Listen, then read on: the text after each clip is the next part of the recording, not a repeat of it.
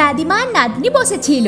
তখনই বাবা অফিস থেকে বাড়ি ফিরে আর মেয়েকে সিঙ্গাড়ার প্যাকেট দিয়ে বলে, যাও এটা মাকে দিয়ে আসো, আর এটা দাদিমার জন্য। দাদিমা ছেলেকে জিজ্ঞেস করে, আমার ওষুধ এনেছিস? ছেলে হ্যাঁ বলে। ছেলে ঘরে ঢুকে যেতে দাদিমা নাতনিকে বলে, কি এনেছে রে? নাতনি বলে, ওষুধ। এটা শুনে দাদিমার মুখ শুকনো হয়ে যায়। এদিকে মা চা বানাচ্ছিল।